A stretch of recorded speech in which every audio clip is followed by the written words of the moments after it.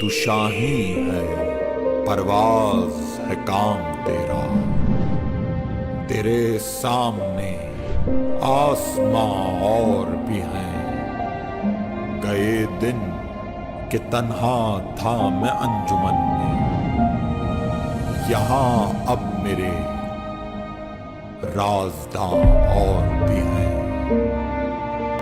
اقبال جس دور کے اندر تھے، موجود تھے جب وہ اپنے دور میں، تو اس وقت بھی ایک مسلمان ایک بڑی کشمکش کی صورتحال میں تھے، حقوق میسر نہیں تھے، حق بات کرنے والوں کو دبا دیا جاتا تھا اور اپنے معاش کے لیے آگے بڑھنے والوں کو دھکیل دیا جاتا تھا، اسلام کی بات کرنے والوں کو خاموش کر دیا جاتا تھا۔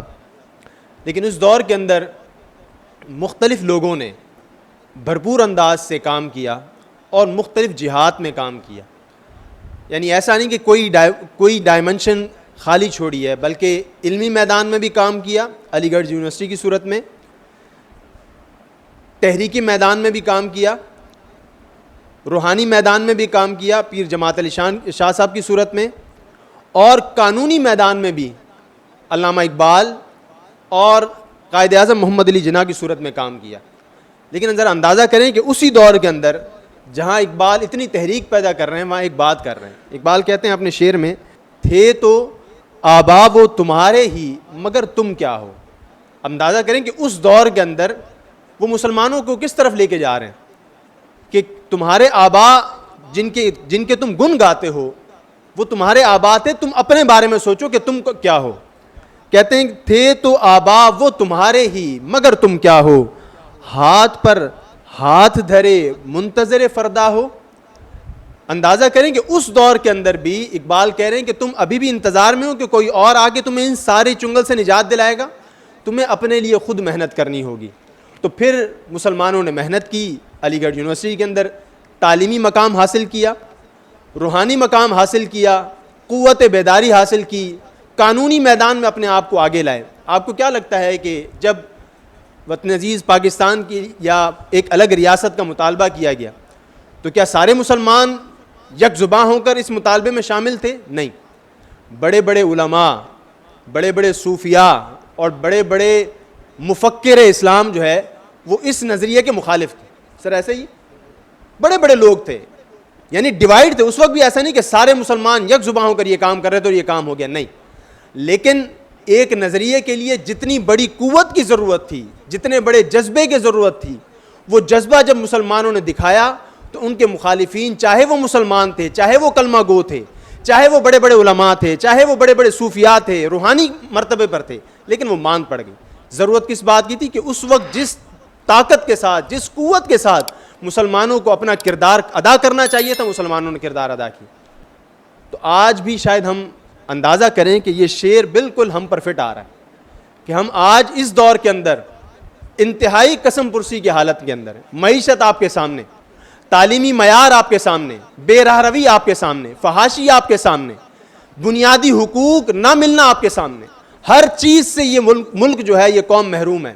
لیکن پھر بھی کیا ہے، ہم لوگ کسی ایسے کے منتظر ہیں جو آ کر کے ہمیں نجات دلا دے۔ تو آج ہمیں کوشش کس میدان میں کرنی ہے؟ کوشش ہر میدان میں کرنی ہے۔ اور وہ کیسے ہو سکتا ہے؟ اگر ہماری طرح کے اساتذہ علی گڑھ یونیورسٹی کے اندر ہوتے تو کیا ہم پڑھاتے ہیں نا اپنے طلباء کو کہ تحریک پاکستان میں ہراول دستے کا کردار ادا کیا علی گڑھ یونیورسٹی کے طلباء نے، پڑھاتے ہیں؟ ان طلباء کو یہ جذبہ، یہ قوت دینے والے کون تھے؟ اساتذہ تھے۔ ہم نے پڑھایا کہ نہیں پڑھایا؟ پڑھایا نہیں، پڑھا بھی ہے، پڑھایا بھی ہے کہ ہراول دستے کا کردار ادا کر رہے تھے علی گڑھ یونیورسٹی کے طلباء۔ تو ان طلباء کی ذہن سازی کرنے والے استاد تھے۔ وہ ہراول دستہ آج بھی نکل سکتا ہے اگر اگر اساتذہ اپنا کردار ادا کرنا شروع کر دیں۔ وہ کیسے ہوگا کہ ہمیں یہ سوچنا ہے کہ جس بیچاری مخلوق نے، جس سیدھی سادی مخلوق نے، جو اگر کسی چھوٹی سی دکان پر چلی جائے اور وہاں پر اپنے لیے کوئی چیز خریدنے لگے تو کئی قسم کی چھان پھٹک کرتی ہے کہ یہ دکھاؤ، یہ دکھاؤ، اس کی کوالٹی کیسی ہے، تم اس قابل ہو کہ نہیں ہو۔ میڈیکل ڈاکٹر کے پاس جائیں تو اس کے رویے کو دیکھتے ہیں کہ یہ جس رویے سے بات کر رہا ہے اس کے ہاں صفائی ستھرائی، یہ میرا علاج کر پائے گا نہیں کر پائے گا، 10 چیزیں دیکھتے ہیں. وہ سادی سی مخلوق نے اپنا مستقبل آپ کے حوالے کیا ہو، اپنے بچے آپ کے حوالے کیا ہو، اپنے بچے ہمیں دے دیے کہ ہم کما کر لے آئیں گے، کھلائیں گے، لیکن ہمارے بچوں کو ایک اچھا انسان بنانا آپ کا کام. وہ کبھی آ کر نہیں پوچھتے کہ میرے بچے کو پڑھانے والا استاد جو ہے اس کی اپنی قابلیت کتنی ہے. ہم بڑے جو مینجمنٹ ہوتی ہے وہ کوشش کر رہی ہوتی ہے کہ اس کو کور اپ کیا جائے اور بہترین انداز سے اس کی پریزنٹیشن دی جائے، لیکن ہمیں خود اپنے آپ کو سوچنا ہے. بحیثیت میں بھی ایک استاد ہوں، مجھے بھی سوچنا ہے کیا میں وہ کردار ادا کر رہا ہوں جس کی توقع میرے پاس پڑھنے والے بچوں کے والدین مجھ سے کرتے ہیں. تو یقین جانیے کہ ہمارے ہاتھ میں اس قوم کا معمار ہے، ہمیں اس کو تربیت کرنی ہے. اگر ہم اس کو تربیت کر سکیں گے، ہم نے نہیں کی. معذرت کے ساتھ اگر 75-76 سال میں ہم نے اپنے اساتذہ نے اپنے بچوں کی وہ تربیت کی ہوتی تو آج وہ تربیت یافتہ بچے ہراول دستے کا کردار ادا کر رہے ہوتے ہیں نا. ہم ہر معاملے میں پیچھے، ہمارے حقوق ہم سے غصب کیے جا رہے ہوں، ہمیں حق بات نہ بولنے دی جا رہی ہو، ہماری اسلامی اقدار ہم سے چھینی جا رہی ہوں، سب کچھ تہس نہس کیا جا رہا ہو، لیکن قوم صرف خاموشی اختیار کی ہوئی. اس کا مطلب کیا ہے؟ اس کا مطلب یہ ہے کہ وہ جو جذبہ، وہ جو جنون، وہ جو حق گوئی، وہ جو بات کا مطالبہ کرنا ہم نے اپنے بچوں کے اندر ڈالنا تھا، وہ ہمارے اندر نہیں ڈالا گیا.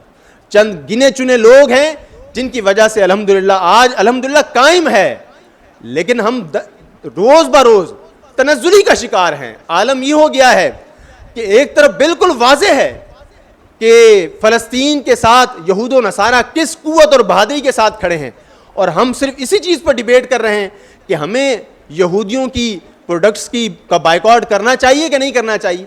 ہمیں تو ان کی تعلیمات کا بھی بائیکاٹ کرنا چاہیے، ہمیں تو ان کے کلچر کا بھی بائیکاٹ کرنا چاہیے، ہمیں ان کے نظریات کا بائیکاٹ کرنا چاہیے. ذرا اپنے اندر جھانک کر دیکھیں، اپنے گھروں کے ماحول کو دیکھیں، اپنے اٹھنے بیٹھنے کو دیکھیں کہ کیا صرف ہم میں سے کوئی ہے کہ جو میک ڈونلڈ کا دل دادا ہو؟ بھائی ہم تو وہ کمیونٹی نہیں ہے. پاکستان کا 80% طبقہ تو وہ ہے کہ جو میک ڈونلڈ کا تصور نام سنا ہے. صرف میک ڈونلڈ تو جانے والے نہیں، 20% ہیں. میک ڈونلڈ کا اگر بائیکاٹ کیا جائے گا تو وہ 20% ہیں.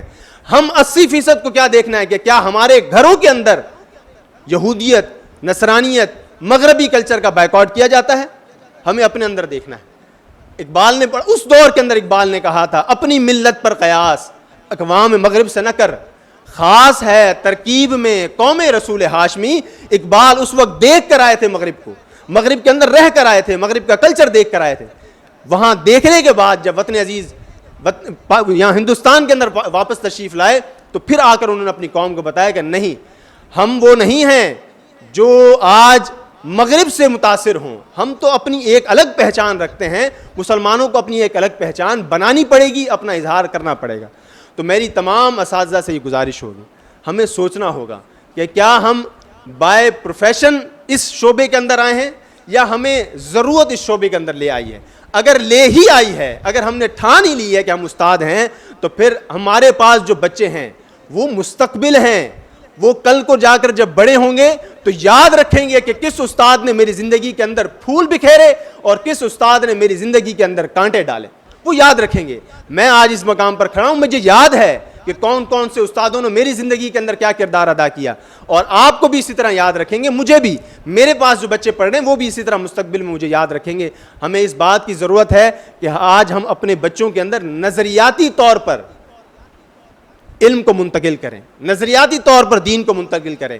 ہم میتھس پڑھائیں، ہم ان کو انگلش پڑھائیں، ہم ان کو سائنس پڑھائیں، ہم اس کو کچھ بھی پڑھائیں، لیکن یاد رکھیں نظریاتی طور پر پڑھائیں، ایک نظریاتی استاد بن کر پڑھائیں. آپ کو لگے گا کہ ہم اپنے بچوں کو پڑھا رہے ہیں تو کس لیے پڑھا رہے ہیں؟ ترقی کرنے کے لیے، مقابلہ کرنے کے لیے، اغیار کے ساتھ مقابلہ کرنے کے لیے، ہر میدان میں مقابلہ کرنے کے لیے، قوت گویائی حاصل کرنے کے لیے. یہ سب کچھ تب حاصل ہو سکے گا جب ہم پیشنس کے ساتھ، محنت کے ساتھ. میں نے شروع میں وہ سر کہہ رہے تھے نا کہ آپ اپنے ذرا دماغ کے کیپ کو کھول کے رکھیں. اکثر ہمیں لگتا ہے کہ ہم کیا کریں، کس حد تک کریں، ہمارا کام یہاں تک تھا. نہیں، ہمارا کام یہاں تک نہیں تھا. ہمارا کام بچے کو منزل دینا ہے، بچے کو صرف منزل دکھانا نہیں. یہ کام استاد کا نہیں ہے. منزل دکھائی ان کے والدین نے ہے، انہوں نے دکھا دیا یہ رستہ، پکڑ کر بھیج دیا آپ کے ادارے کے اندر، ہاتھ میں آپ کے دے دیا اس کا ہاتھ. اب منزل تک پہنچانا آپ کا کام. آج سے ہم انشاءاللہ یہ تہیہ کرتے ہیں کہ جب بھی کسی طالب علم کے سامنے کھڑے ہوں گے تو بھرپور جوش ولولے کے ساتھ کھڑے ہوں گے اور اس نظریے کے ساتھ کھڑے ہوں گے کہ اس کو ہر میدان میں مجھے آگے بڑھانا ہے. صرف اس کو اچھا مسلمان تو بنانا ہی بنانا ہے, لیکن اس کو ہر میدان میں آگے کرنا ہے تاکہ اس کا تشخص بن سکے, یہ مستقبل میں تعمیر و ترقی کا ہراول دستہ بن سکے. انشاءاللہ العزیز آج کی یہ نشست ہمارے لیے ایک راہ متعین کرے گی اور انشاءاللہ اسی طرح ہم آگے بڑھتے رہیں گے. اپنے آباء کو ضرور ہم نے یاد رکھنا ہے, لیکن اس طرح کہ انہوں نے خود کہا, خودی کو کر بلند اتنا کہ ہر تقدیر سے پہلے خدا بندے سے خود پوچھے بتا تیری رضا کیا ہے. اس کا مصداق بھی تو بننا ہے نا ہم نے, اس کا مصداق بننے کے لیے ہمیں محنت کرنی ہوگی. خودی کو کر بلند اتنا, اتنا بلند کریں تو صحیح. جب ہم کر لیں گے بلند تو انشاءاللہ وہ وقت دور نہیں کہ خدا ہم سے خود پوچھے گا کہ بتا اب تیری رضا کیا ہے. تو حکمرانی کرنا چاہتا ہے دنیا پر, لے حکمرانی تیرے قدموں میں ڈالتا ہوں, لیکن پہلے خود کو اتنا بلند تو کریں. ہم ذرا اپنے آپ کو, اپنے ارد گرد کو, اپنے معاشرے کو, اپنے گھر میں جا کر دیکھ لیں کہ ہم کتنا اس بات کے لیے تیار ہیں کہ ہمیں ترقی ملنی چاہیے. ہم کتنا اس بات کے لیے تیار ہیں کہ ہمیں ہمارا معاشرہ پروان چڑھنا چاہیے. ہم کتنا اس بات کے لیے تیار ہیں کہ ہمارے حکمران عادل ہونے چاہیے. ہم کتنا اس بات کے لیے تیار ہیں کہ ہمارے حکمران جو ہیں وہ اسلام پسند ہونے چاہیے. جب ہم خود اپنے آپ کو تیار کریں گے تو رب تعالیٰ یہ ساری چیزیں ہمارے قدموں